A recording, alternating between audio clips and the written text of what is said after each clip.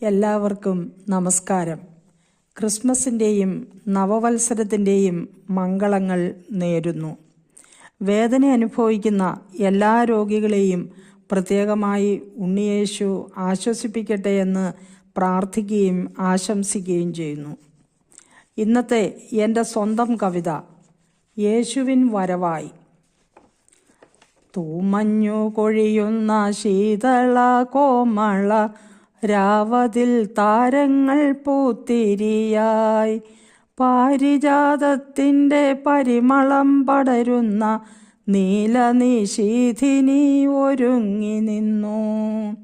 തൂമഞ്ഞു കൊഴിയുന്ന ശീതള കോമള രാവതിൽ താരങ്ങൾ പൂത്തിരിയായി, പാരിജാതത്തിൻ്റെ പരിമളം പടരുന്ന നീലനിശീഥിനി ഒരുങ്ങി നിന്നു. വാനിടവാതിലിൽ മാലാഖമാരെത്തി വാഴ്ത്തിപ്പുകഴ്ത്തുന്ന ഗീതം പൊഴിച്ചു. ആടുകൾ കൂടുകൾ പൂകുന്നു നിദ്രയ്ക്കായി, കുളിരു പകരുന്നു ദേവഗീതം. സ്വർഗീയ രാജനാം ദൈവസുതൻ തന്നെ ഭൂമിയിൽ മനുഷ്യനായി ജാതനായി. കീർത്തനം പാടുവിൻ, കിന്നരം മീട്ടുവിൻ, മാലാഖമാരൊത്തു ചേർന്നു പാടാം. കേട്ടവരാനന്ദപൂരിതരായല്ലോ, പാതിരാ താരകം മിന്നി നിന്നു. ഉണ്ണിയെ ദർശിച്ചു ഉല്ലാസചിത്തരായി, താഴ്മയിൽ ഉന്നതി കാഹളമായി. പുതിയ യുഗത്തിനു നാന്ദി കുറിക്കുവാൻ മാനവരക്ഷകനേശു വന്നു.